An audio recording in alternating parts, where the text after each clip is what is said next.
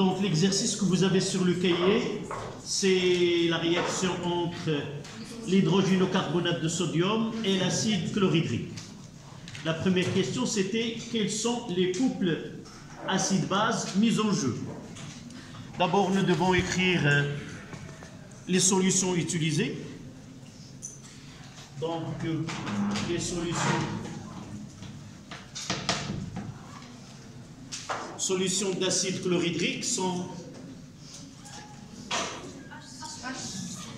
solutions d'acide chlorhydrique. C'est H3O+, plus Cl-. Cette solution d'acide chlorhydrique est obtenue par dissolution de gaz chlorure d'hydrogène dans l'eau, c'est-à-dire HCl, gaz.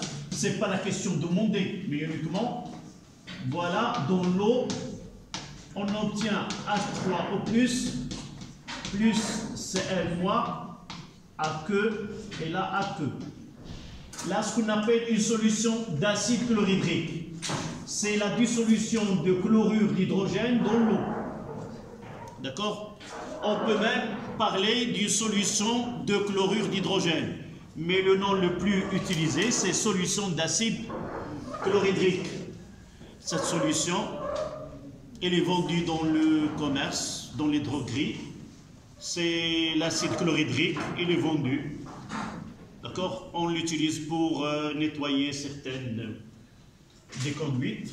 Donc, la solution, lorsqu'on parle de la solution d'acide chlorhydrique, vous mettez H3O+ aqueux plus Cl- aqueux.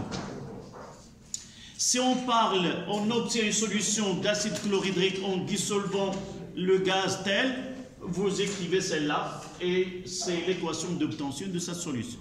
D'accord? Donc, dans notre exercice, on n'a pas besoin de cette écriture-là, mais uniquement lorsque vous entendez par solution de chlorure d'hydrogène. Là, c'est le chlorure d'hydrogène. D'accord? Voilà. Deuxième solution. Hydrogénocarbonate de sodium. Donc, c'est Na+, aqueux, plus HCO3-, aqueux. Donc, solution d'hydrogénocarbonate de sodium et solution d'acide chlorhydrique. La question était, quels sont les couples? Donc, généralement, dans ces deux expressions, évidemment, une espèce chimique, ce n'est pas les deux entités mises en jeu dans la solution qui portent mais une. Dans ce cas-là, c'est H3O+, qui est si vous voulez, l'acide, et HCO3-, c'est la base. Donc, là, c'est une solution, mais selon Bronsted, c'est H3O+, qui est l'acide. D'accord? Comme votre camarade a posé la question, généralement, les espèces chimiques qu'on peut appeler acides ou bases, généralement, sont soit des molécules, soit des ions. Et lorsqu'ils sont des ions, ils sont accompagnés par d'autres ions qui n'ont rien à voir avec le caractère acide ou le caractère basique. D'accord? Donc, selon Bronsted, c'est H3O+, qui est l'acide. Il nous demande d'écrire les couples. Donc, il vaut mieux d'écrire les équations. C'est H3O+, H+, plus H2O. D'accord? Là, c'est l'acide et là, c'est la base conjuguée. Ça sera H3O+, sur H2O. Et juste au-dessous, qui peut me donner...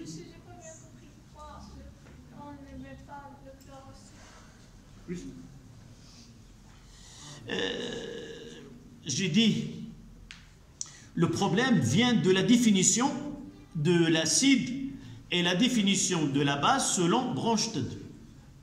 C'est une espèce chimique. Lorsque je dis une espèce chimique, ça veut dire peut être un ion positif qui est un cation, peut être un ion négatif qui est un anion, peut être une molécule.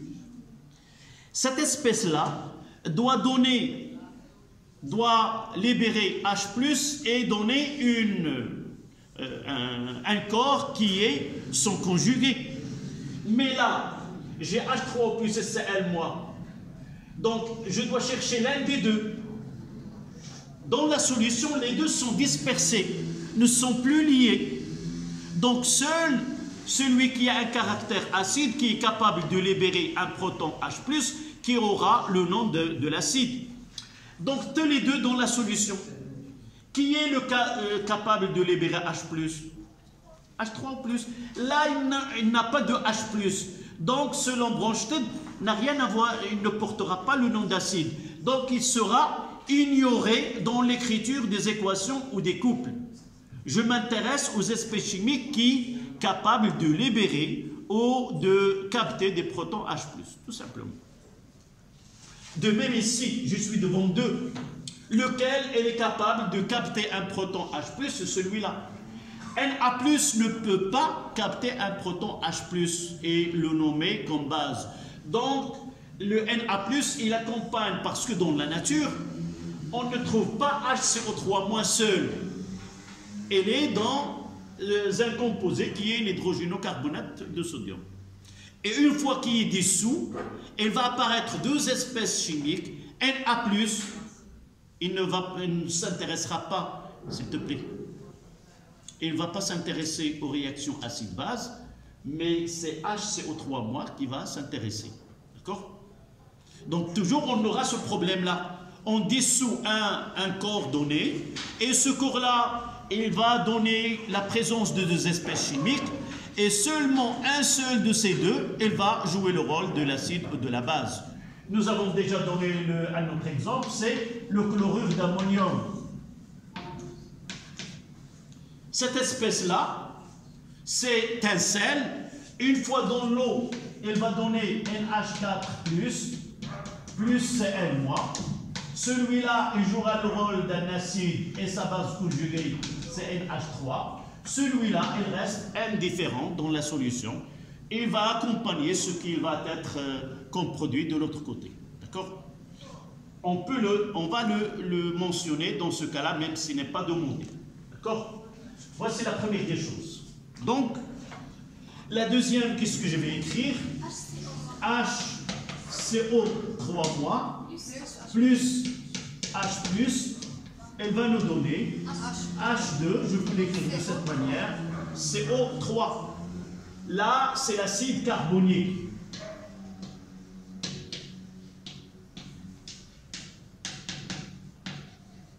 Je peux le produire dans n'importe quelle solution en utilisant une paille et en soufflant dans cette solution. Le dioxyde de carbone, suite à la respiration, il va être dissous dans l'eau et il va se former cet acide carbonique. Acide carbonique, d'accord? Et il se fait d'une façon permanente dans la nature. Il y a le dégagement de CO2. Ce CO2, toujours, il va être dissous dans des lacs, dans des rivières, où il y a, même avec l'humidité de l'atmosphère. D'accord?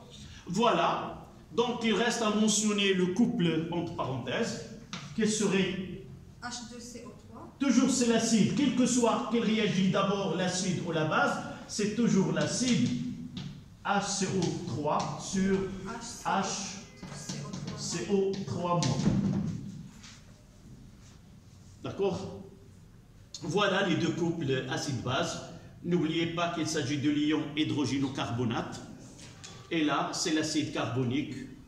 On peut le mettre CO2H2O, comme on peut l'écrire de cette manière. Ça, c'était la première question. Oui. La deuxième. Oui. Donc, évidemment, il vaut mieux de les mettre sur vos feuilles de brouillon, parce que c'est difficile de les mettre d'une façon directe. Et par la suite, vous donnez que les deux couples et juste après les demi-équations. Oui. Donc l'équation de la réaction, c'est la deuxième question. Qu'est-ce qu'on va faire? Vous voyez une petite remarque. Lors de l'écriture de deux de mes équations, vous avez le droit de l'écrire n'importe comment. C'est-à-dire, je peux commencer par HCO3- ou par H2CO3. D'accord?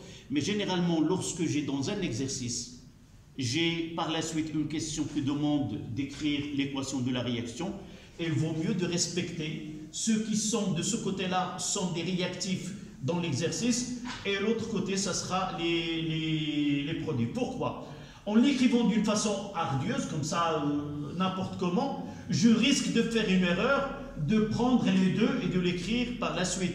Donc, il vaut mieux de préparer l'équation de cette manière et ça sera plus facile d'écrire l'équation comme ça plutôt que de l'écrire au hasard. D'accord? Si on vous donne dans une question, voilà des produits, on vous demande des demi-équations, indépendamment dans un exercice, vous les écrivez n'importe comment. Celle-là ici ou celle-là là, celle-là ici ou celle-là. Mais lorsque j'ai un exercice et je lis les questions, je trouve que parmi les questions qui viennent par la suite, écrire l'équation de la réaction. Avant cette équation, il me demande les demi-équations.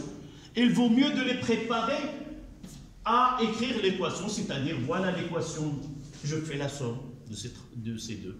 Ça sera H3O plus HCO3-. Vous voyez H plus et H plus, il va se simplifier. Elle va donner H2O plus H2CO3. D'accord? Et j'ajouterai AQ ici. AQ. Là, c'est liquide. Et là, c'est AQ. D'accord? Là, en quelque sorte, c'est CO2. H2O. Vous allez le retrouver l'année prochaine, Inch'Allah, parmi les coupes qu'on va traiter. C'est CO2.H2O pour cette écriture plus simple comme ça. D'accord? Ceux qui pensent à ce Cl- et Na+, là ce qu'on appelle c'est la réaction d'acide-base. Et on peut parler de la réaction globale. C'est rare qu'on vous demande d'écrire l'équation globale. L'équation globale, c'est quoi? C'est essayer d'utiliser les réactifs dans leur nom de l'exercice. C'est-à-dire, j'ai utilisé l'acide chlorhydrique. Ça veut dire que je peux ajouter ici Cl- et je peux ajouter ici et Na+.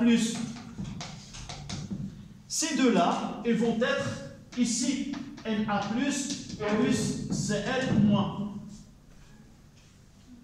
Si nous essayons de voir ce que se produit réellement dans une... Nous l'avons fait. Mais en réalité, si nous essayons de suivre ce qui se produit, là c'est de l'eau, là c'est le dioxyde de carbone qui va se dégager. Et qu'est-ce qu'il va rester dans la solution? De l'eau et des ions Na+, et des ions Cl-. C'est quoi cette solution-là? Quel goût elle aura? C'est quoi Na+, plus Cl-? C'est le sel de cuisine. Donc il aura un goût qui est salé. Donc en réalité, si nous essayons de chauffer le contenu ou le produit de réaction, on aura à la fin un sel ou un corps solide qui est blanc. Et si nous essayons, ne le faites pas, de le goûter, on aura ce goût salé. Pourquoi? Parce que généralement, l'acide, est-ce qu'il est en excès ou s'il est en excès, on peut avoir ce côté acide de cette solution. D'accord? Donc il vaut mieux. C'est pour cela qu'on ne le fait pas. Mais la réalité, c'est ça. J'ajoute ici Cl-, Na+, mais dans les produits, j'aurai Na+, plus Cl- de deux côtés. On simplifie. Mais si nous essayons de faire l'expérience et essayer de chauffer et éliminer l'eau, on aura à la fin ce Na+, plus Cl-, c'est-à-dire un sel, un corps solide. D'accord? C'est ça. Nous, on s'intéresse uniquement au côté réaction acide-base. Mais la réalité, c'est quoi? de hydrogénocarbonate de sodium réagit avec l'acide chlorhydrique. Il nous donne un gaz qui va se dégager, qui est le dioxyde de carbone. Il va quitter la solution. Et en réalité, ce qui est dans le... On aura une solution de NaCl. Éliminons l'eau, on aura uniquement de sel NaCl.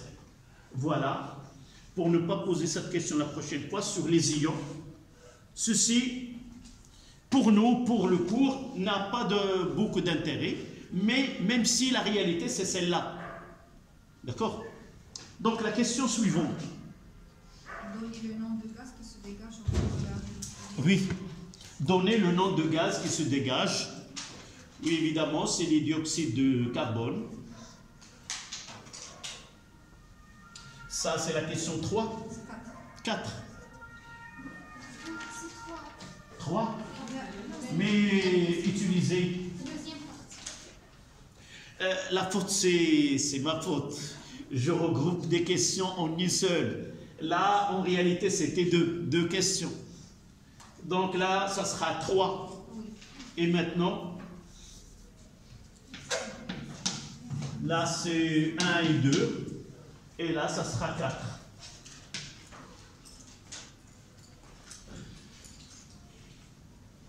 Évidemment, la question il peut être posée de cette manière. Comment peut-on mettre en évidence ce gaz-là? Nous l'avons fait ici en classe.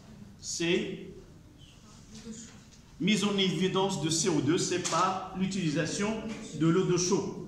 Ce gaz, il trouble l'eau de chaud. Je l'ai déjà essayé, ce chaud, et chaque fois, son odeur, elle est désagréable.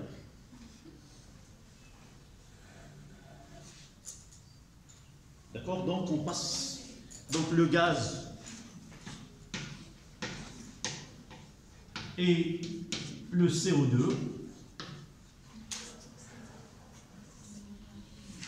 Gaz qui est soluble dans l'eau peut être mis en évidence par l'eau de chaud, le CO2, qui trouble l'eau de chaud.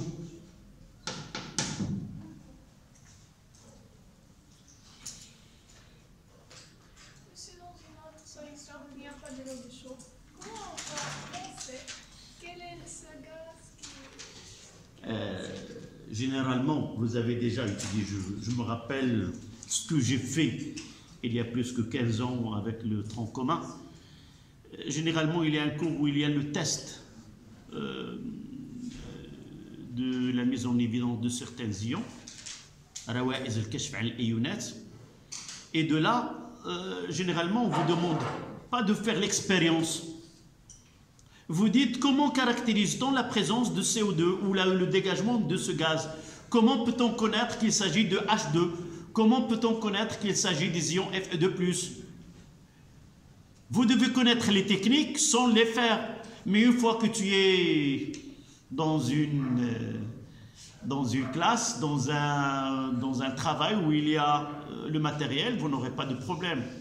Par contre, si tu ne sais pas les règles, même dans un labo, tu ne peux rien faire parce que tu n'as pas ces tests pour caractériser ces espèces-là.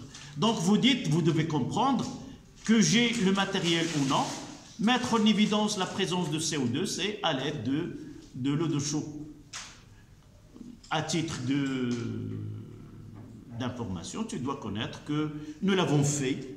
Je peux chercher la chaux vive, préparer une solution, la faire décompter, et cette solution que j'obtiens, c'est l'eau de chaud. S'il y a une autre solution, laquelle? c'est pas ces composants, est-ce qu'il y a... Oui, il y a un autre gaz qui se dégage? Non, évidemment, lorsqu'on parle test de mise en évidence d'une espèce donnée, généralement ce test il est unique pour cette espèce. Sauf dans certains cas, par exemple, on peut avoir la mise en évidence des ions Al3+, et des ions Zn2+, tous les deux avec la soude, ils donnent un précipité blanc. mais j'arrive pas à différencier AL3+ de Zn2+. Mais il y a un autre test qui utilise ZNS. Cela, il peut différencier une espèce de l'autre. Mais si j'ai pas en présence AL3+ et Zn2+, c'est pas la peine d'aller recourir à un test supplémentaire. C'est pour cela, lorsque j'ai dans un mélange AL3+, Ce2+, et Fe2+, je me contente de dire, lorsque j'obtiens un précipité blanc, il s'agit des ions Al3+. Mais dans un exercice, j'ai Al3+ et Zn2+, là il y a un problème. Donc on va recourir à un autre test supplémentaire qui va différencier Al3+ de Zn2+. D'accord? Mais pour nous, il n'y a pas un gaz dans notre programme qui peut donner un précipité blanc et qui va pas être le CO2. Tu ne vas pas rencontrer, s'il existe vraiment ce gaz-là, dans vos études que nous traitons, ni cette année, ni l'année prochaine. Donc pour nous, c'est connu pour tout le monde, pour mettre en évidence CO2, elle trouble l'eau de chaux, tout simplement. D'accord? Voilà, on passe à la question suivante. Quel est le volume d'acide chlorhydrique de concentration C égale à 0,1 mol par litre faut-il verser pour que le dégagement de gaz cesse? Quel est le volume d'acide chlorhydrique de concentration C égale à 0,10 mol par litre faut-il verser pour que le dégagement de gaz cesse? Parlons chimiquement d'un technicien. La question, d'une façon plus simple, c'est quoi? Nous avons deux réactifs. Nous avons utilisé l'hydrogénocarbonate de sodium d'une masse de 5 grammes et nous avons utilisé de l'acide chlorhydrique. Nous voulons que, d'après l'information, on veut faire dégager tout le gaz qui peut être obtenu à partir de ce 5 grammes. Donc, quel est le volume de gaz, le volume de l'acide chlorhydrique qu'on doit utiliser pour consommer, si vous voulez, la totalité de cet hydrogénocarbonate de sodium? En quelque sorte, on parle d'un mélange, lorsqu'on parle d'un minimum, c'est-à-dire ce que nous avons uniquement le nécessaire pour faire réagir toute l'hydrogénocarbonate de sodium. Mais on peut utiliser plus, ce que nous avons fait ici. Là, c'était quoi la dernière expérience? C'est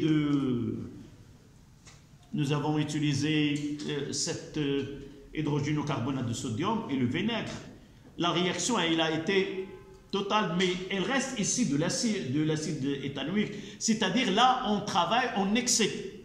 Généralement, lorsqu'on demande soit quel est le volume minimal, lorsqu'on parle de volume minimal, c'est chercher la stéchiométrie entre les deux. C'est-à-dire avoir le nécessaire. Donc, on doit faire quoi? Faire un tableau d'avancement, mettre la quantité de matière initiale de H3O+, la quantité de matière de HCO3-, évidemment, et on va essayer d'arriver à ce mélange stéchiométrique. Qu'est-ce que ça veut dire un mélange stéchiométrique? Il n'y a pas de réaction. كلشي دائما كنعطي هذا ليكزومبل هذا وليكزومبل كنعطيه بالكوزينه.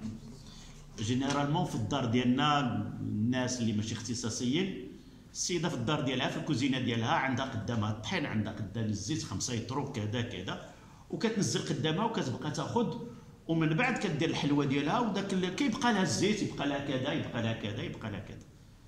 هذا c'est une réaction qui ne se fait pas à ce qu'on appelle c'est pas un mélange stéchiométrique. بعض الأحيان في بعض القنوات اللي مهتمه بالطبخ كتشوفوا داك السيده اللي كدير الطبخ عندها طبيصلات كل واحد فيه مقدار معين، وراه ملي كتجي كتخويه كامل، عمرها ما خلات شي حاجه تما. هذيك الحلوه اللي كتوجدها وفق المعاملات التناسبيه، بعض الأحيان كتغسل كاع التبصيل. بمعنى أن je fais 100 غرام 80 غرام 10 غرام تل، هذا هو الخليط وفق المعاملات التناسبية، باش داك الحلوى ما كتطلع أكثر من القياس، ما كتهبط، ما إلى غير ذلك. Ce sont des chimistes qui ont essayé d'approcher à un cas idéal et par la suite ce mélange que fait cette أنا كنتكلم معكم كتجي المشهورة عندنا في المغربية شوميشة صاحبة الطبخ، وبالتالي دائما عندنا هاد الخدمة. دونك هذا هو ce qu'on appelle le minimum, ni plus ni moins, d'accord. Donc essayons de, je reproduis au-dessous de cette réaction et je vais mettre ici la quantité de matière, c'est une solution. Donc on demande le volume, ça sera quoi? C fois V. Nous avons nommé la concentration C ou C0? C et le volume V. Ici, nous avons donné la quantité de matière N0. Là, c'est de l'eau. J'ai déjà une solution, donc ça en excès. Je vais pas mettre 0. Là, c'est 0. C'est déjà l'eau, il existe avant que la réaction se produise. D'accord? Voilà, donc j'aurai CV moins X, et là N0 moins X, là en excès, et là j'aurai X. D'abord la quantité de matière de HCO3 moins.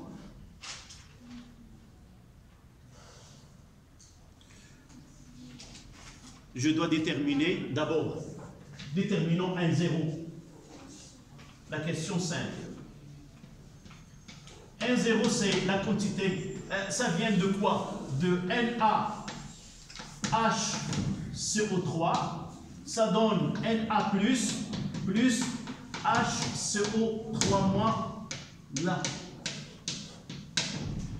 D'accord? C'est à partir de ce hydrogénocarbonate de sodium qu'on a obtenu ce HCO3 moins. Donc, les coefficients stéchiométriques sont les mêmes. Et par la suite, N0 de HCO3- est égal à N0 de NaHCO3. Et cette quantité de matière, nous pouvons la déterminer à partir de la masse sur la masse molaire. Donc ce N0 de HCO3- est égal à la masse de NaHCO3 sur la masse molaire de NaHCO3.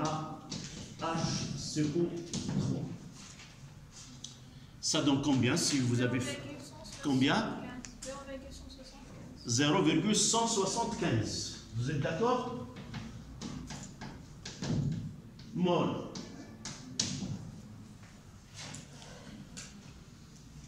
Je vous donne les masses molaires. Na c'est 23, l'hydrogène c'est 1, carbone c'est 12 et l'oxygène c'est 16.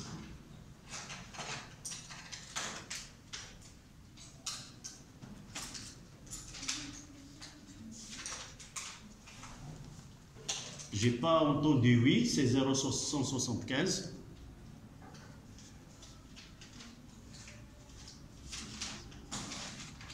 Là, c'est 5 divisé pour vérifier. C'est 5 grammes. C'est 0,5. Comme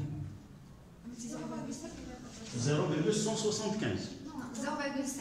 5. La masse, c'est 0,5. Et ici, c'est combien? C'est 23 plus 1 plus 12 plus 3 fois 16. C'est donné. Oui. 84. Et donnez-moi ce N0. 5,9 fois 10 5,9 fois 10 moins 3. Oui. Je veux entendre. Oui. D'accord. Voilà.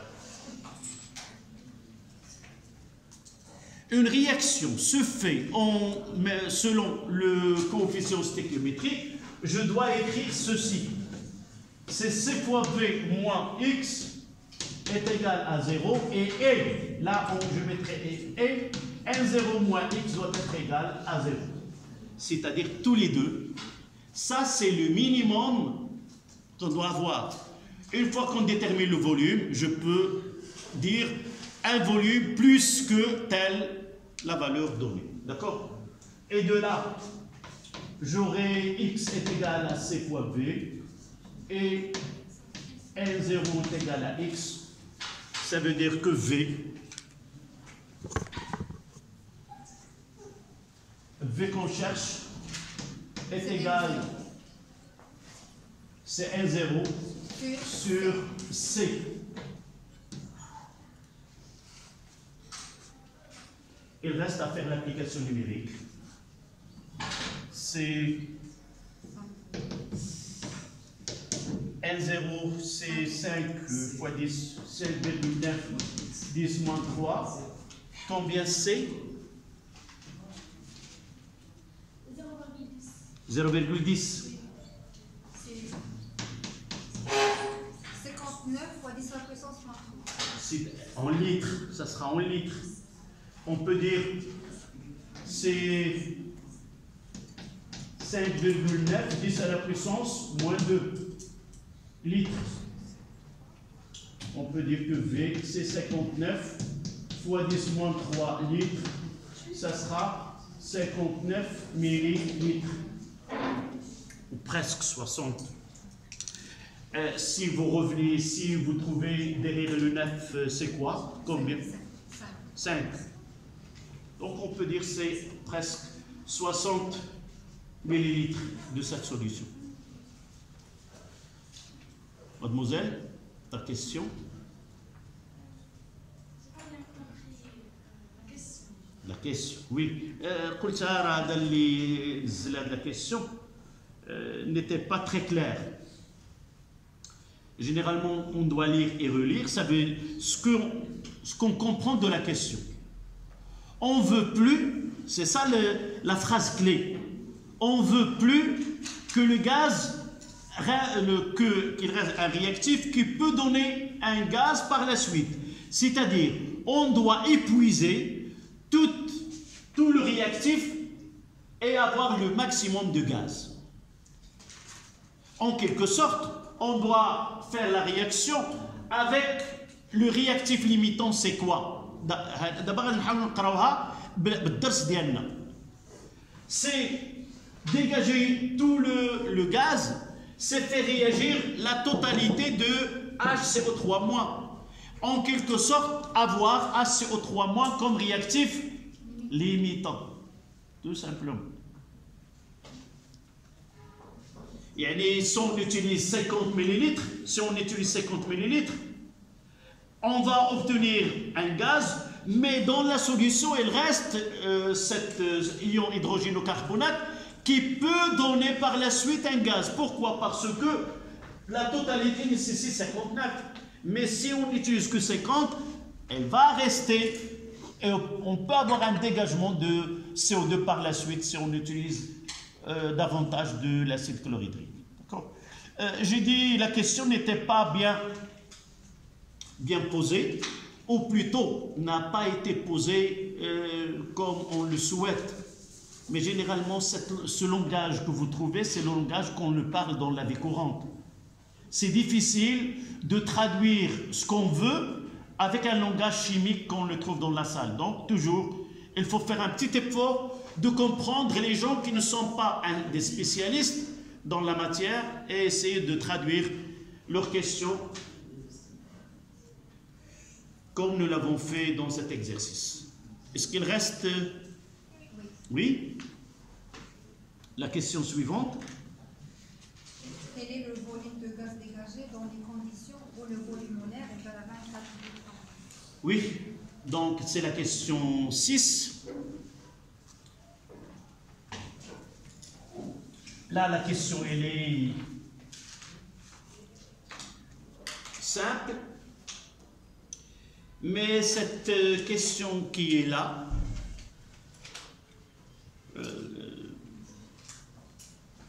généralement, toujours je dis ceci, je ne l'applique pas. Généralement, oui, je suis comme ce médecin qui donne des conseils.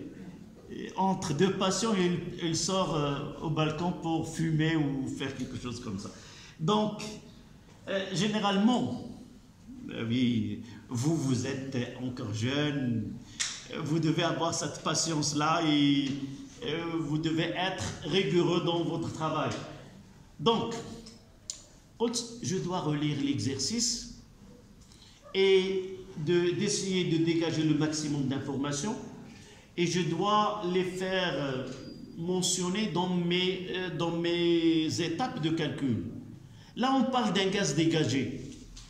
J'ai dit, là, cette question, avant de commencer, je dois arriver à sa lecture et je dois revenir là. Je ne vais pas écrire H2CO3. Qu'est-ce que je vais écrire pour être en accord avec cette question. Là, c'est quoi? C'est CO2 plus H2O. D'accord? Donc, je vais mettre là, c'est CO2, et je vais mettre quoi? Gaz et CO de H2O, tout simplement. Et ça, il va m'aider. Lorsqu'il me parle d'un gaz dégagé, j'ai dans l'équation ce CO2 gaz. Avec l'écriture H2CO3, c'est difficile d'identifier qu'il s'agit d'un gaz. Même s'il reste dans la solution attachée, là, emprisonné dans la solution, mais c'est un gaz, c'est la même chose. Lorsque vous avez un verre de limonade gazeuse et vous secouez, vous voyez ces bulles que c'est des taches. Évidemment, c'est la même chose ici. D'accord? Donc, je préfère, généralement, c'est ça ce que j'ai pas fait. Mais parfois, je fais ces erreurs-là devant vous pour être un exemple, pour que vous ne le faisiez pas par la suite. J'arrive pas impeccable, tout bien, non. Je dois faire ce côté-là, que je peux me tromper, je peux faire des choses et revenir par la suite. D'accord? Donc, la prochaine fois, essayez de lire l'exercice jusqu'à sa fin. Et lorsqu'on parle de CO2, essayez de le mentionner comme gaz dans l'équation. Vous avez le droit. Détacher CO H2O avec l'autre et le garder comme ça. D'accord? Ça facilite la question 5. Comment doit-on répondre maintenant? Donc on va mettre, là c'est la question 6. D'après le tableau descriptif, on a N de CO2 est égal à X est égal à N0. Est égal à X est égal à N0, nous l'avons déjà ici. D'accord? Et nous connaissons même sa valeur. Non, on ne l'a pas calculé. On peut le... Si, on l'a ici. D'accord, oui. Et par la suite, V de CO2 sur le V, le volume molaire,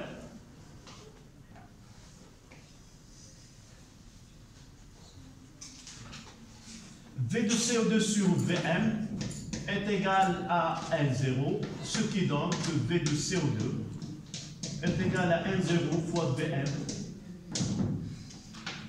5,9 plus moins 3 fois 24. Ça donne combien?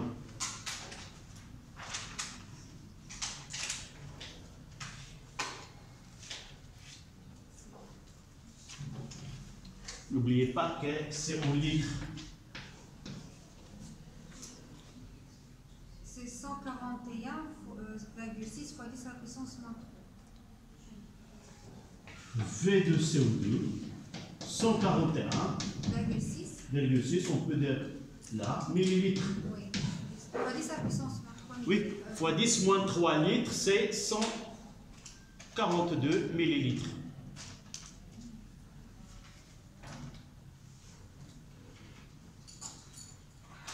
Voilà. C'était la dernière question.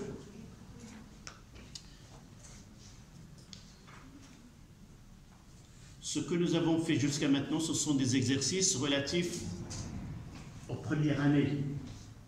Celle que vous avez devant vous, c'est, on va ouvrir une petite fenêtre et voir ce que se fait en deuxième année. Nous avons tous les compétences et les relations pour travailler ce type d'exercice.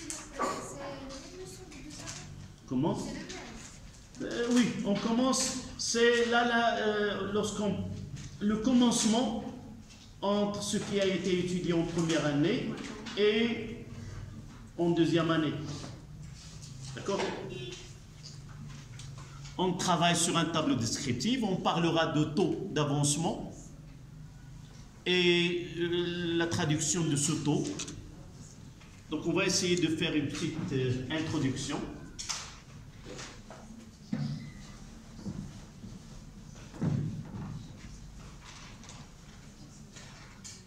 Vous n'êtes pas les seuls à faire ce travail-là. Ça fait des années que je traite ces exercices avec mes élèves de première année. Et parmi les choses, ce sont mes élèves de première année, peut-être travaillent avec leurs frères ou sœurs de deuxième année. Il arrive à leur expliquer et discuter les mêmes notions. Donc, ça, on peut le faire sans qu'il y ait de difficultés. Donc, en résumé, donnez-moi un petit résumé de ce que nous avons fait jusqu'à maintenant pour ce cours de les acides et les bases. يلا شي واحد بلا ما يشوف الدفتر ويتكلم لنا كيتسمى بالعربيه اللي كيتكلم بلا ورقه بلا حتى شي حاجه طريقه ارتجاليه. في الطريقه الارتجاليه كيبان الواحد شنو فاهم وشنو ما فاهمش. دائما خصو يحاول انه يتخلص من الورقه ويتكلم. دابور les acides et les bases sont encadrés par quoi? Par une théorie. Voilà. Donc tout ce que nous avons vu, c'est sous les lunettes de Bronsted. La définition de Bronsted, donc cette question-là, vous le trouverez même dans les examens du baccalauréat l'année prochaine. Définir l'acide de Bronsted, définir la base de Bronsted. Donc la première des choses, c'est d'abord connaître la définition par cœur d'un parcours, ou dans votre parcours aussi. On va le trouver par la suite. Un acide de Bronsted, base de Bronsted, et les réactions acide-base se fait entre quoi? Donc acide de Bronsted, c'est quoi? C'est toute espèce chimique capable de... Oui.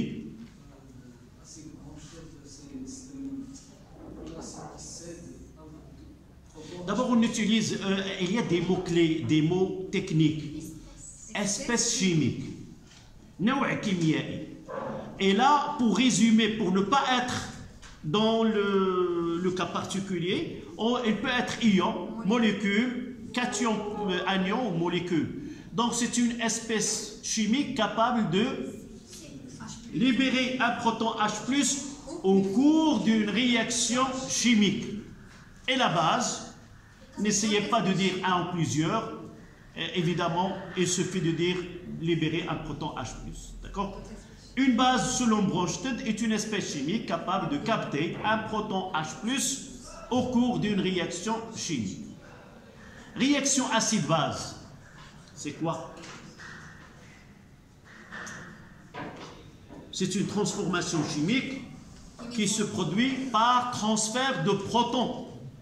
Le cours qui viendra par la suite, on parlera des réactions chimiques qui se produisent par un transfert d'autres espèces chimiques, on parlera par la suite. D'accord? Donc, c'est un transfert de protons et se réalise entre deux couples acide-base. Deux couples acide-base. D'accord?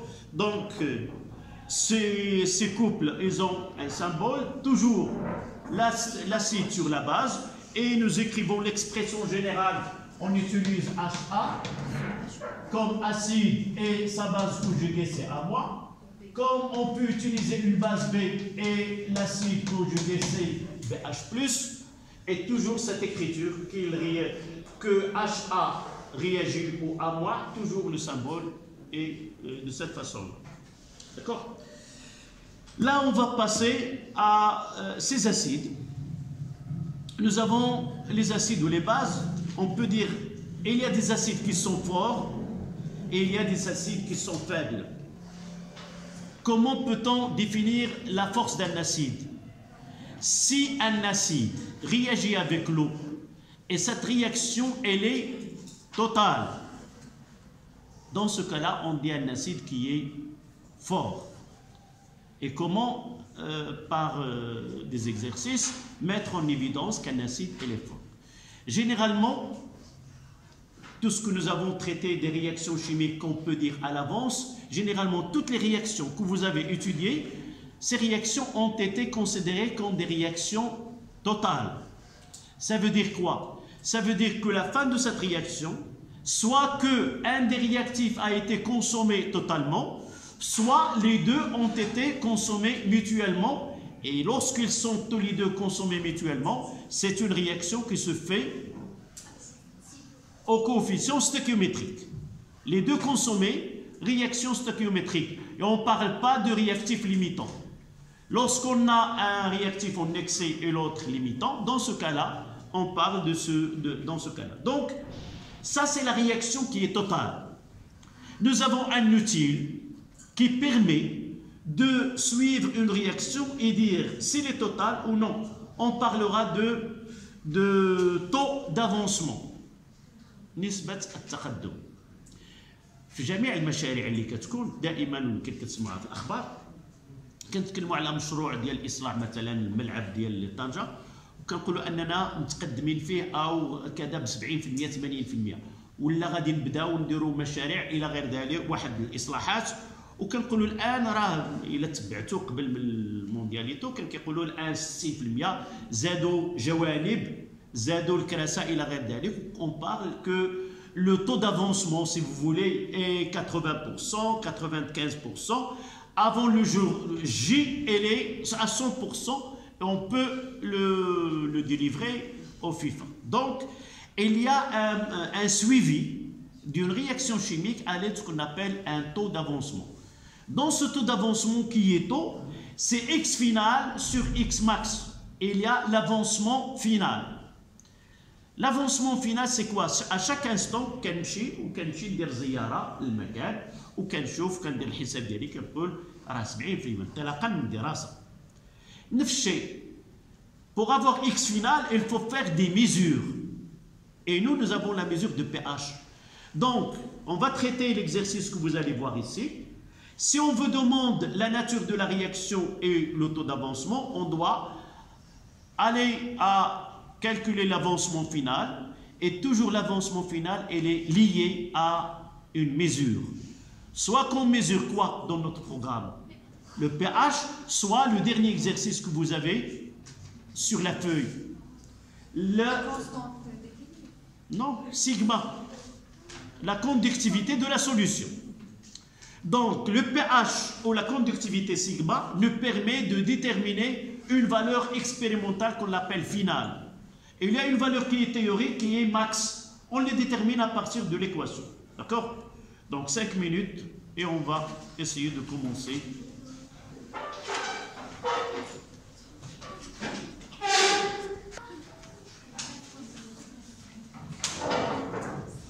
Donc l'exercice numéro 1. Là, on travaille avec l'acide chlorhydrique. On doit calquer à l'acide chlorhydrique un acide fort. D'accord? Là, acide.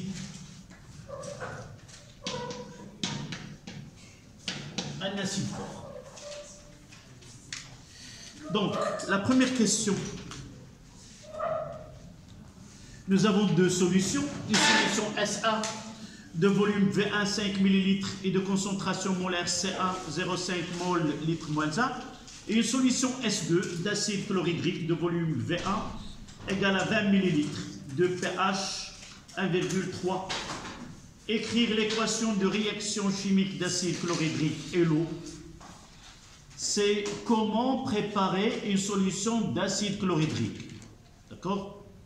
C'est ça ce qu'on entend par cette question, c'est-à-dire l'origine de cette solution qui est au départ, c'est quoi? À partir de quoi on prépare une solution d'acide chlorhydrique? À partir de HCl, toujours. Lorsqu'on vous demande d'écrire l'équation de réaction comme c'est posé ici, c'est toujours, on doit penser à l'origine de c'est HCl gaz plus H2O qui est liquide nous donne H3O plus Cl moins aqueux. Là, c'est le chlorure d'hydrogène. Là, c'est l'acide chlorhydrique. Solution d'acide chlorhydrique.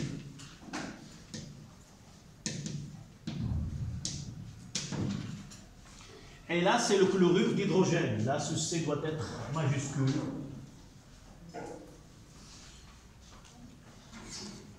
Même si ce n'est pas demandé, donnez les deux couples mis en jeu dans cette réaction.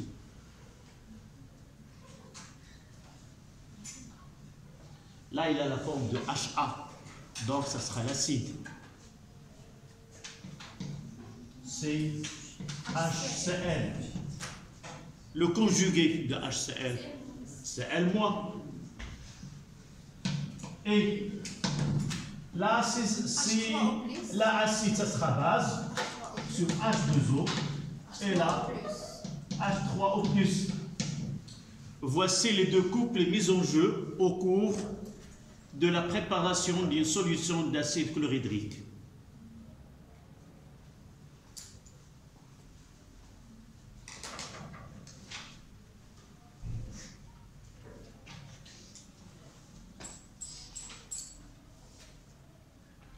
N'oublions pas deux relations que nous avons données, celle qui donne le pH, que la concentration de H3O+ est égale à 10 à la puissance moins pH, ou le pH est égal à moins l'eau de la concentration de H3O+.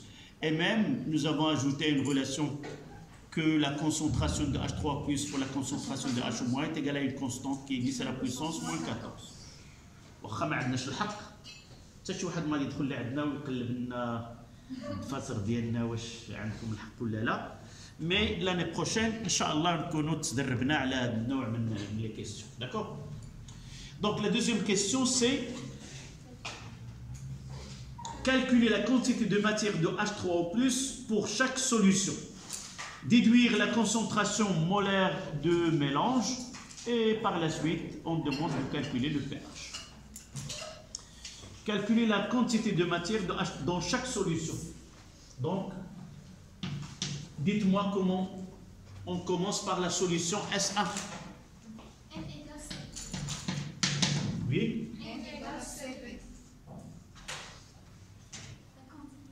Toujours. On sait que C égale à N. نشوف لا الجواب ذاك راه صحيح صحيح بالنسبه للوحده وصحيح للاخرى. Donc on doit connaître ce que j'ai dans les données.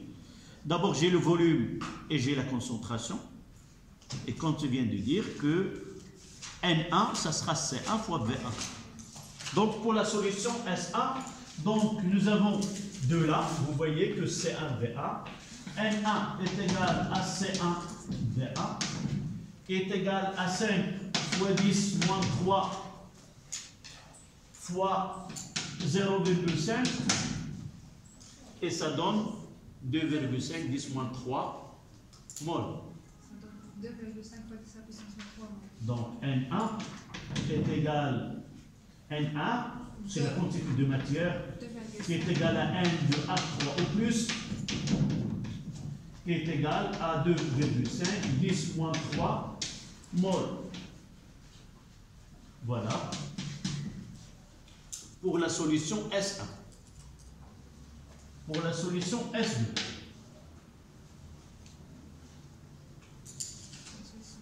On a le volume, on doit chercher C d'après pH. Donc, D'abord, ça, on va utiliser le même départ. On écrira N2 est égal à C2 fois V2. Qu'est-ce que V2? Nous l'avons. La concentration de C2. Dans ce cas-là, ce C2 est égal à la concentration de H3O plus 2.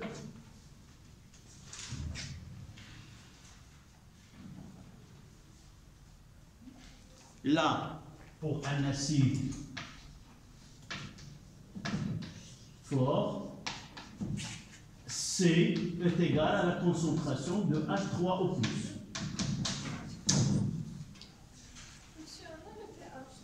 Oui, le pH, c'est 2 H3O+, عاد باش يظهر لنا le pH. D'abord, la quantité de matière, c'est C fois V. Nous devons faire apparaître, pour appliquer le pH, elle doit manifester la concentration de H3O+. Parce que la définition, c'est quoi? Le pH, il est relié à la concentration de H3O+. Donc, d'abord, cette définition. La deuxième, que c'est la concentration d'un acide fort, c'est la concentration de H3O+. Pourquoi? Revenons à cette équation-là. Si cet acide, il est fort, c'est-à-dire il est totalement dissocié, ça veut dire que la quantité de matière de HCl introduite, ça sera égal à la quantité de H3O+, qui a été formée. Ça ferait maillot là. Lorsqu'on va faire N0 moins X max, ça, elle a totalement réagi.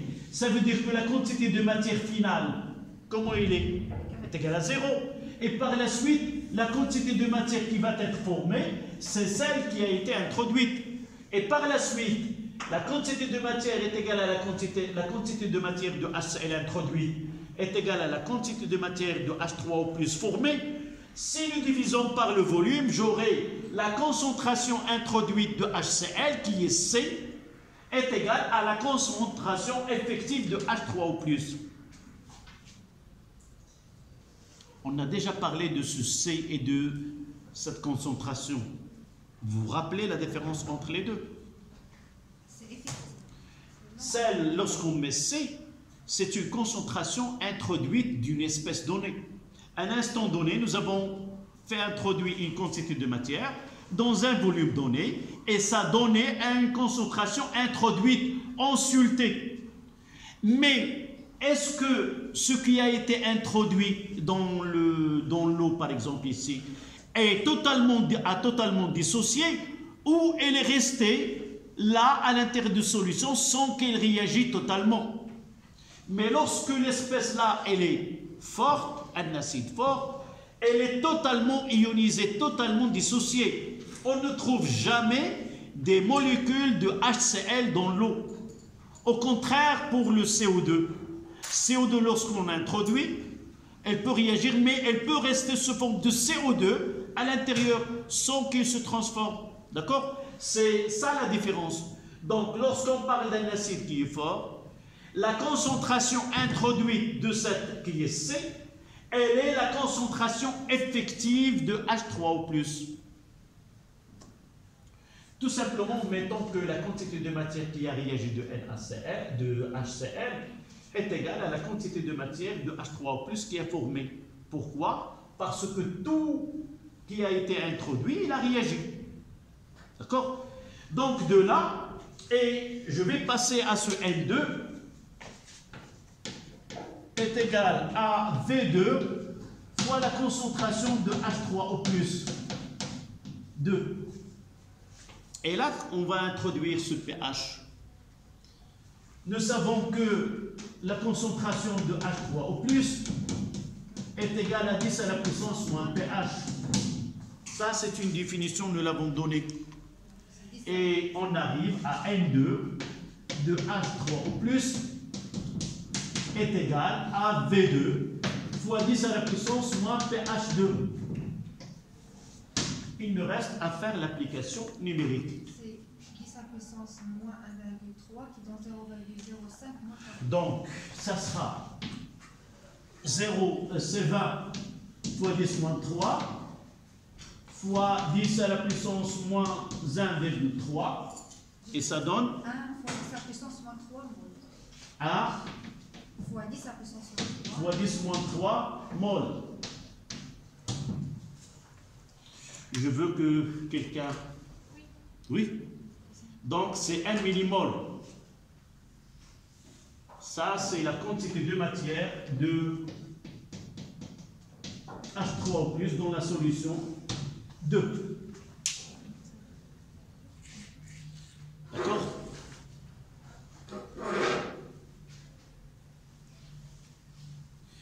Le seul acide qu'on va traiter qui est fort, c'est celui-ci, l'acide chlorhydrique, généralement l'acide nitrique. Mais dans un exercice, on vous mentionne qu'il s'agit d'un acide fort. Qui est le plus faible acide? Parce que quand j'ai cherché, j'ai trouvé c'est Yallah. H-. Non. Le plus faible, on aura un critère l'année prochaine, Inch'Allah. Ce sont des acides forts. Et là, ce sont des acides faibles. Et l'année prochaine, Inch'Allah, les acides forts, on ne va pas les comparer. Et on va comparer les acides faibles. On va les classer avec force d'acidité croissante ou force de basicité croissante l'année prochaine, Inch'Allah. D'accord? Il y a une grandeur qui caractérise chaque couple. Il a une valeur et cette valeur-là permet de les classer. D'accord? Ce que tu viens de dire, ce qui est devant moi là, c'est le cours que je viens de faire avec vos camarades, deuxième sciences physiques, deuxième SVT arabe. C'est le même cours. Comment classer, comment différencier, et ainsi de suite. D'accord? Donc, ça c'est la question de calculer la quantité de matière de H3O+, pour chaque, déduire la concentration molaire du mélange.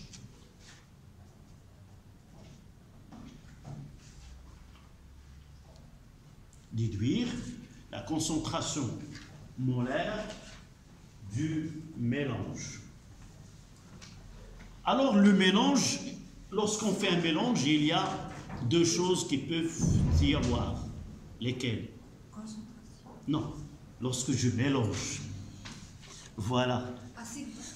Lorsque je mélange, deux choses peuvent y avoir. Soit que je mélange, là c'est ce que vous avez laissé. Là c'est uniquement j'ai ajouté le BBT. Soit que le mélange se fait sans aucune réaction, soit que le mélange provoque une réaction entre des espèces données. D'accord? Donc lorsqu'on demande, on fait un mélange, essayez de voir est-ce que ce mélange-là va se provoquer à la suite une réaction chimique ou non. Pourquoi?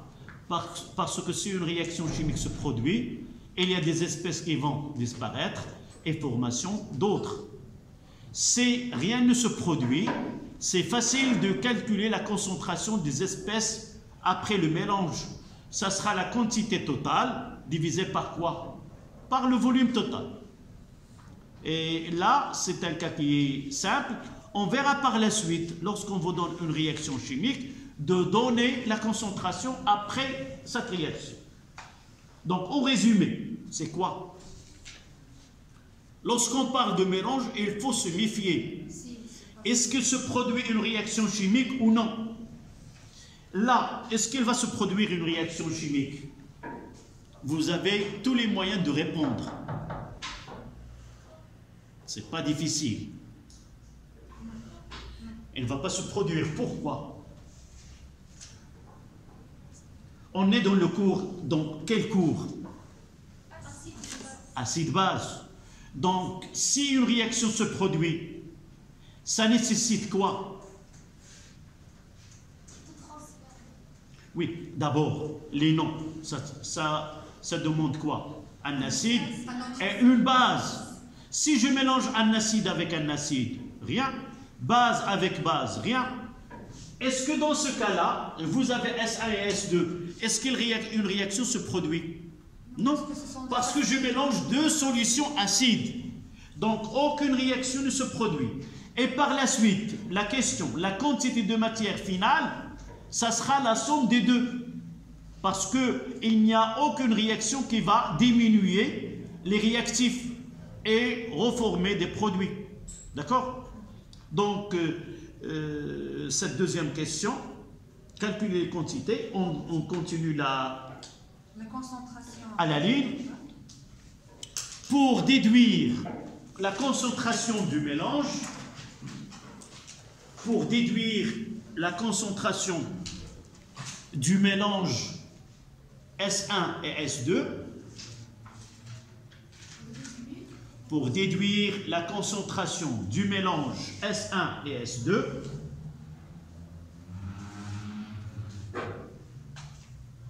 il faut s'assurer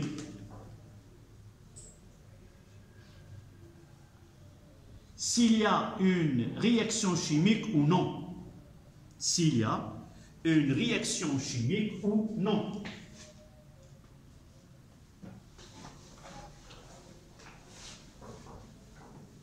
Dans ce cas, et qui peut compléter la phrase? Puisque c'est un mélange de deux acides. Dans ce cas, on mélange deux solutions acides.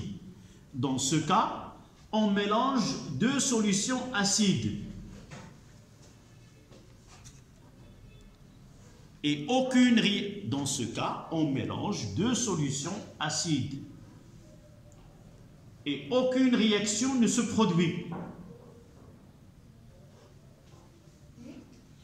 Dans ce cas, on mélange deux solutions acides, et aucune réaction chimique ne se produit. Donc la concentration de H3O+ finale est égale à quoi? N1 de H3O+ plus N2 de H3O+ sur V1 plus V2 sur le volume total. Voilà. Et ceci, on le fait même dans les solutions précédentes. Lorsqu'on fait un mélange des solutions, la concentration, là où il n'y a pas de réaction, on fait la même chose. Donc ça sera 10-3 plus 10-3, je l'ai devant moi. L'autre, c'était combien? 2,5 fois 10-3 sur 25 fois 10-3. Donc 3,5 divisé par 25. 0,14. Combien? 0,14. 14 mol litre moins d'eau.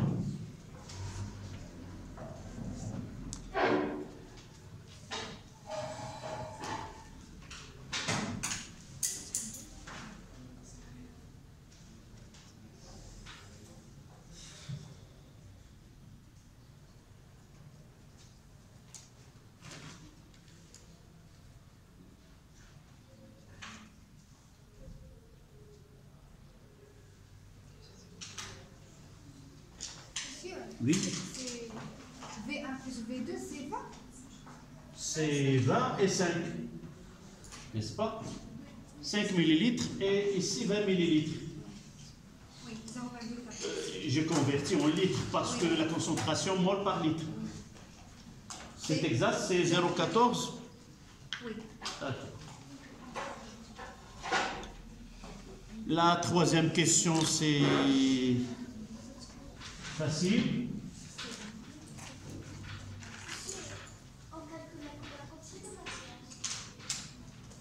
Est-ce qu'il demande la quantité de matière? Oui. D'accord. Là, j'ai passé directement déduire la concentration. Non. C'est ça la question. Quelle est la quantité de matière? Non. Généralement, j'ai accepté ta remarque. Généralement, à la fin de la séance, c'est la dernière séance de cet après-midi. J'ai déjà 2 heures. L'autre, la 3e et la 4e. Lorsque tu me dis quelque chose, généralement, je dis oui. Parce que je me fatigue la dernière heure. Il faut être vigilant. Mais cette fois-ci, ça passe bien. Je garde ma concentration. Oui, la dernière question. Oui, le pH. Donc, on utilise maintenant la relation le pH est égal à moins log de la concentration de H3 en plus.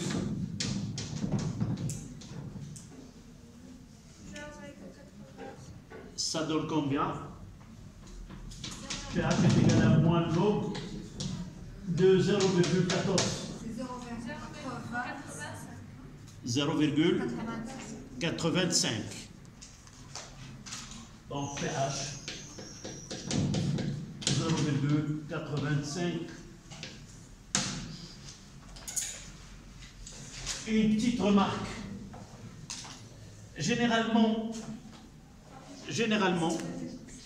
cette relation que nous utilisons ici, elle n'est pas utilisée pour des solutions qui sont concentrées. Cette solution de 0,14 mol par litre, pour les applications, sont des solutions concentrées. Généralement, comme j'ai dit dans le cours, l'application de cette relation, généralement, c'est pour une solution entre 10 moins 2 et 10 moins 12, là, moins 13. Généralement, on évite les solutions qui sont trop concentrées ou trop concentrées, ou trop diluées. C'est-à-dire, quoi qu'il soit une solution acide qu'on va la diluer, il ne doit jamais passer au-delà de 7. D'accord? C'est pour cela, pour moi, je ne donnerai jamais dans un exercice des solutions avec un pH de 1,3, généralement de 2, 2,5, 3, mais là, avec un pH de 1 et de 1,3, généralement, ce sont des concentrations, ce sont des solutions un peu concentrées qui ne vérifient pas si on utilise un pH mètre, d'accord? Mais ce n'est pas grave. L'exercice, il a été donné comme ça. On passe à l'exercice 2. D'accord?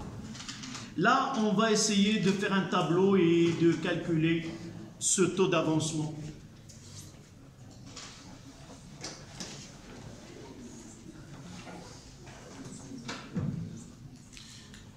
Exercice 2. Le pH de la solution d'acide méthanoïque HCOOH de concentration C de 0,1 mol par litre et 2,4.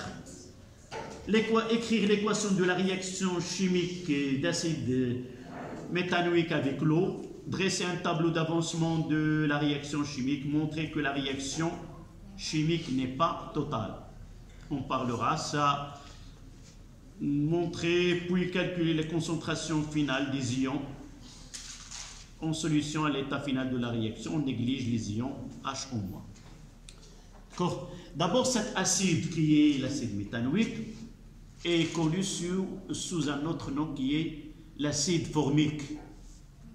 Ça vient de la fourmi. عصير النمل هو هذا الحمض هذا. Ou plutôt, oui, كان كيخرجوا هذا الحمض هذا كيخرجوا من النمل.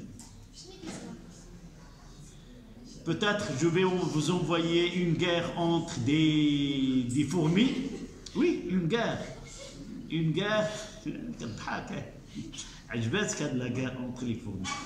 Elle essaie d'éjecter cet acide-là. Elle provoque des brûlures pour notre corps. En train d'envoyer un jet d'acide formique pour brûler l'ennemi. عصير النمل. Voilà. Donc l'acide formique est reconnu sous cet nom-là. Donc la première question, c'était quoi? Écrire l'équation. Donc HCOOH. Donc le nom officiel, oui. Donc le nom officiel c'est l'acide méthanoïque, l'autre que nous avons traité l'acide éthanoïque, et le nom connu avant d'être, il est connu pour l'acide formique. Donc là, acide formique. L'attaque il y a des fourmis africaines qui peuvent même provoquer la mort. Même l'ahmar. Les morsures dialo, les mondiaux, il peut provoquer qu'il y ait des gens qui sont de la sensibilité pour ce produit-là, il peut provoquer. Donc, acide formique ou acide méthanoïque plus H2O. Là, on mettra toujours AQ pour ce qu'il est introduit. Là, c'est liquide et il va donner que HCOO moins AQ plus H3O plus AQ. Voilà l'acide formique avec l'eau. Donne là, c'est l'ion méthanoate.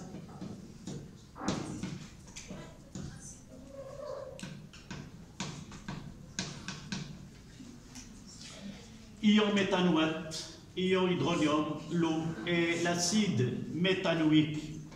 Le nom il a été donné dans l'exercice. Dresser un tableau, ils nous ont donné la concentration C. Donc ça sera C fois V. Là, elle est en excès. Lorsqu'on entend, s'il vous plaît, on dissout l'acide dans l'eau, toujours on va considérer l'eau qu'elle est en excès. Dissoudre telle matière dans un solvant, là c'est le solvant, donc il est en excès. Donc là c'est 0, 0. Et là c'est CFV moins X, en excès X et X. CFV moins X final, et là X final. CFV moins XM, et là XM. Voilà le tableau d'avancement avec les 4 états. État initial,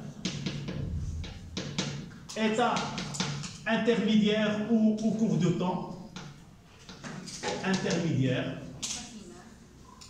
état final et état maximal.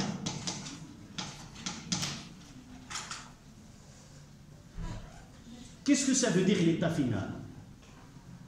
L'état final, c'est l'état réel à laquelle aboutit le système chimique. Nous ne pouvons pas le prédire. Nous ne pouvons pas dire voilà ce qu'il va se produire. Toujours cet état final, il est déterminé à partir d'une mesure. C'est ça le plus important. Se détermine par mesure. Toujours. Et là, théorique.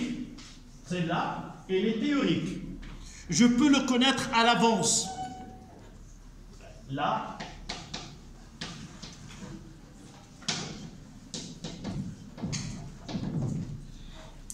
quelle est la supposition qu'on va supposer ici?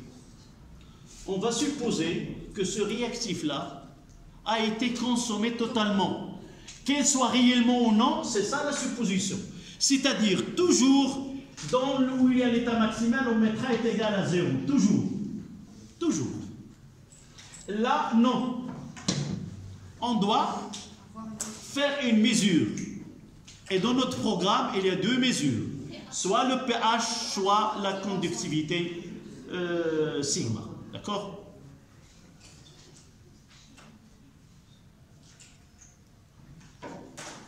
Ça, c'était le tableau. Donc, dresser le tableau d'avancement de la réaction chimique. Montrer que la réaction chimique n'est pas totale.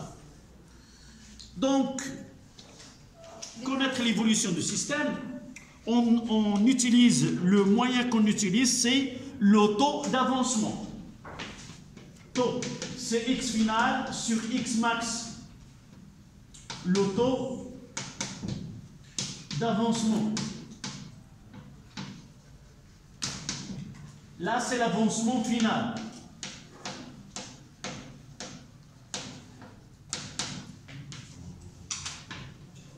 Là, c'est l'avancement maximal.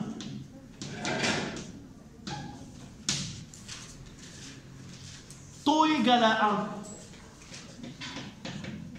c'est réaction totale.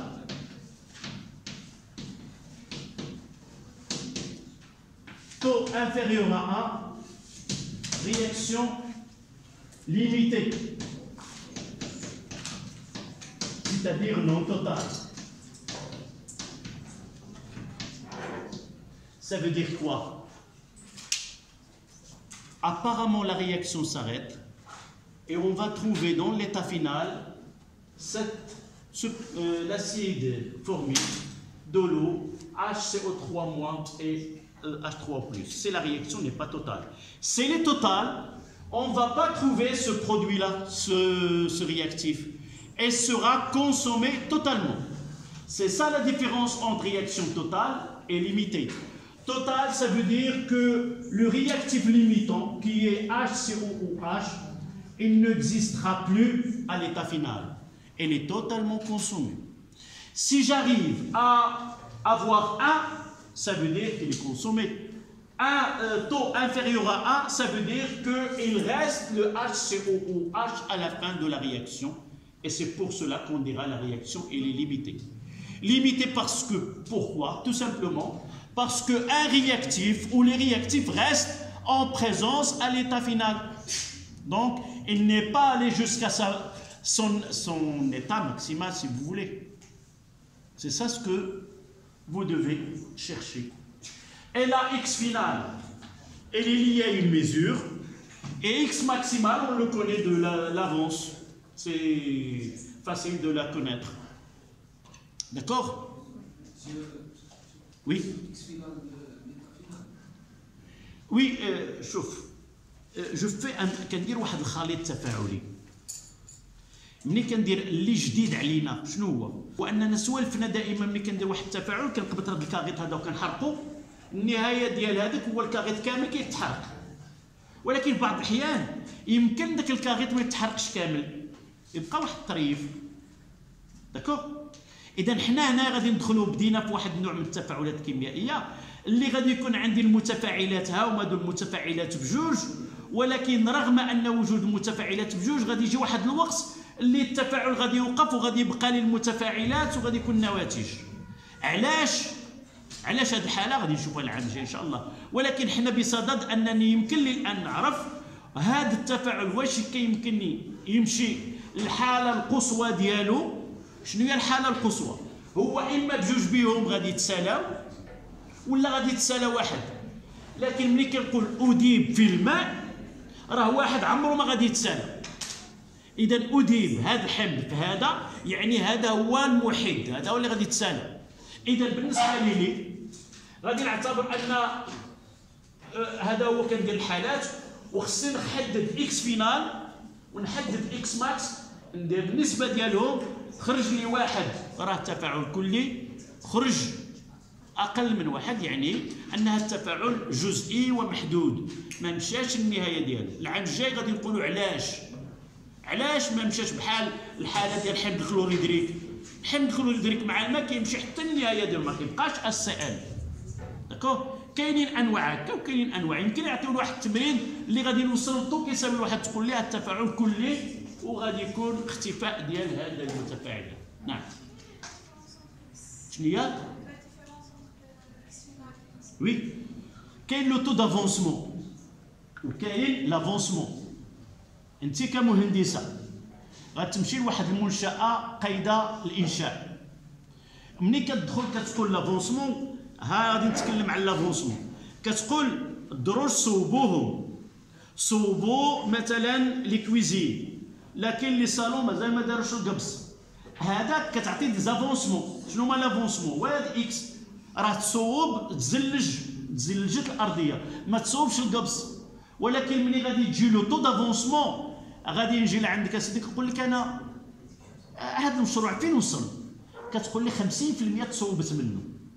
ها لو طو دافونسمون 50% a été réalisé, il nous reste 50%. عاود من بعد غادي نجي، ما غادي يمكنش تبقى دائما 50%. باش نعطي واحد لو طو دافونسمون شنو خصني ندير؟ ندير زياره، ما يمكنش من البيرو.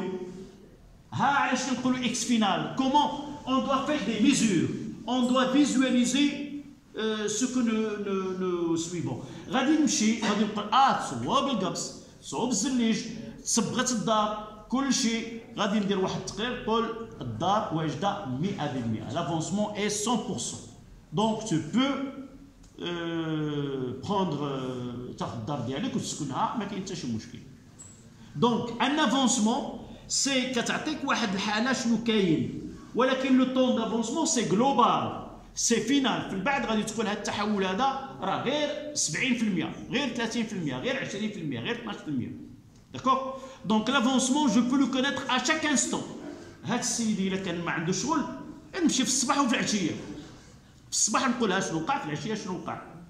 داكوغ. هذا هو لافونسمون. On peut le connaître à chaque instant, à chaque. Mais le taux d'avancement,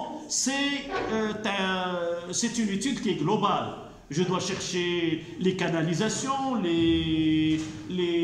tout. نشوف كل المنشآت اللي كتخدم، مول القبص، مول الزليج، مول كذا، مول كذا، وكل واحد كندير معاه، ومن بعد كنعطي une conclusion globale. Elle est en avancement de tel ou tel. D'accord? Voilà. Notre X-Mac, on le connaît dès le début, car on le connaît. شكل الدار. لا شوف، هذا لو تيرم هذا جاي من البراتيك. جميع المهندسين عنده هذه القضيه. اي واحد كيدير واحد المشروع الا وكيمكن له يدير اون استيماسيون دو لو بورسونتاج دو رياليزاسيون. فهمتيني؟ اي حاجه دابا ما بقاش شي واحد اللي غادي كيقول لك ما نعرف. الاخبار يمكن لكم تسمعوا بان كنديروا ما عرفتش شنو غادي نديروا، وكتقولوا بان هذا المشروع مشى 70% منه سواء كذا. لا بعض الحين كيقول لك لا يلاه في مرحله الدراسه كاع، يلاه في مرحله الدراسه. مثلا نتكلموا على مشروع الربط ما بين المغرب واوروبا، الان في مرحله الدراسه. لو تو دافونسمون سي 0%. يمكن لي نقول نعطي ان تو دافونسمون دون لي زيتود، غادي نقول لي زيتود دايره 10%، راه حنا اجتمعنا ودرنا دون لي زيتود. دونك توجور علاش غادي نقول 10%؟ حنا جلسنا ودرنا وزدنا الخرائط وجبنا وكذا وكونسول. داكوغ. دونك سي سا لا ديفيرونس اونتر le taux d'avancement, c'est une vision globale, et l'avancement, c'est le suivi de ce que se produit de façon séparée dans des domaines différents. Donc revenons à notre exercice.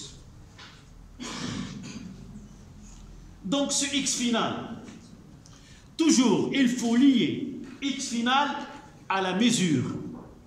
شنو هي la mesure اللي عندي؟ pH. إذا غادي نجي لهنايا وغادي نقول بأن التركيز ديال H2O plus est égal à 10 à la puissance moins pH. Donc le pH permet de connaître la concentration de H3O+. Et la concentration de H3O+, elle est liée à quoi? À X final. Donc je peux écrire est égal à X final sur V. Et de là, je tire que X final est égal à V fois 10 à la puissance moins pH. D'accord? Revenons à X max. C fois V moins XM est égal à 0. Toujours. Donc ça veut dire que XM est égal à C fois V. Donc de là,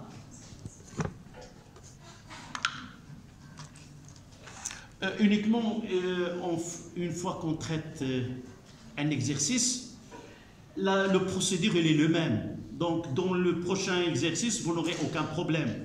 Sauf il faut connaître le premier pas. Donc de là, on tire que xm est égal à c fois v. Et revenons à taux. Qu'est-ce qu'on aura taux? C'est le rapport, c'est celle-là sur celle-là. Et vous voyez que ce v va se simplifier.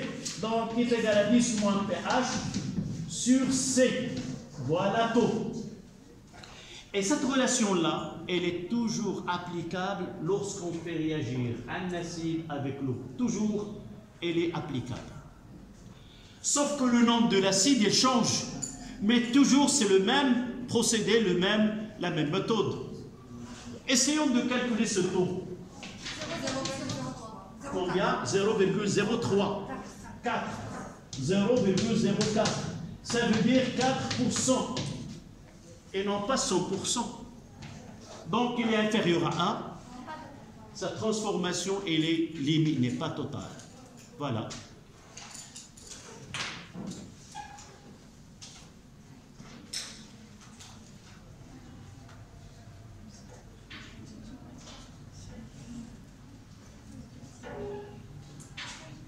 Donc je vous laisse les deux exercices à faire pour le mercredi. On a une seule heure.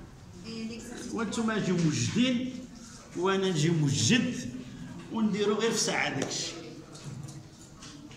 ما قدناش نخليوه للخميس ماشي مشكل. باش ندوزو للكهرباء.